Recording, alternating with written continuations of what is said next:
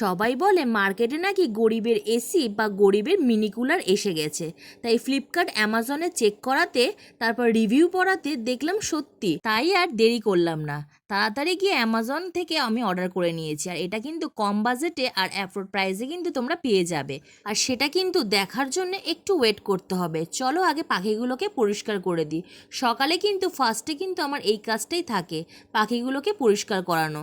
সত্যি কথা বলতে কি বলো তো, ভেবেছিলাম এবছরে একটা এসি নিয়ে নেবো, যে হারে গরম পড়ছে আর পারছিলাম না। কিন্তু লোকের বাড়ি থাকি, বাড়িওয়ালাই যদি পারমিশন না দেয় তো কার ঘরে লাগাবো। তাই এই আশায় আছি যে আমাদের বাড়িটা হলে তারপরে এসিটা লাগিয়ে নেব। যদি আগের বছরে বেঁচে থাকি অবশ্যই কিন্তু এসিটা আগে লাগিয়ে নেব। আর তোমরা কি চিনতে পারছো এই বুলবুলিটাকে দেখে? সেই কিন্তু ওই ছোট্ট বুলবুলিটা। আর দেখতে দেখতে কিন্তু এর 5 বছর বয়স হতে যায়।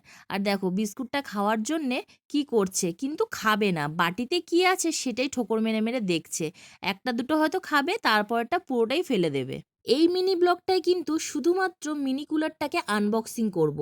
পরের মিনি ব্লগে মিনি কুলারটা কত নিয়েছে, মিনি কুলারটা কেমন, কতটা ঠান্ডা করছে, সমস্ত কিছু কিন্তু পরের ভিডিওতে তোমরা দেখতে পেয়ে যাবে। আর এখানে কিন্তু আমি মাছের ঝোল করছি, কাতলা মাছের আলু দিয়ে কিন্তু পাতলা একটা ঝোল করছি। আর এখানে কিন্তু পুঁই শাক দিয়ে একটা চচ্চড়ি হবে, মানে পুঁই শাকের ঘ্যাট হবে।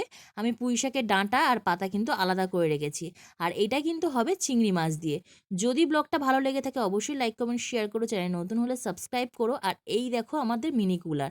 আর মিনি কুলারটা তোমাদের দাদাভাই কিন্তু ওপেন করেছে আর আমি কিন্তু ভিডিও করছিলাম। জানো তো, যখন তোমাদের দাদাভাই এটাকে আনবক্সিং করছিল একটু ভয় লাগছিল, মানে ভয়টা কিন্তু একটু বেশিই লাগছিল, কারণ এই প্যাকেটের ভেতরে জিনিসটা কেমন হয়ে আছে না হয়ে আছে সেটাই ভয় লাগছিল। তারপর তো দেখলাম মোটামুটি ঠিকই আছে, কিন্তু এটা খোলার পর মেশিনটা পুরো খুলে খালে অস্থির। আমার তো মাথায় হাত, না জানি এটা খারাপ এসেছে কিনা। আর আমি কিন্তু ফ্লিপকার্ট অ্যামাজনে দুটোতেই চেক করেছিলাম, এটার কোনো রিটার্ন অপশান ছিল না, তাই জন্য একটু ভয় লাগছিল। তারপরে তোমাদের দাদাভাই এটা দেখো সুন্দর করে করে দিয়েছে।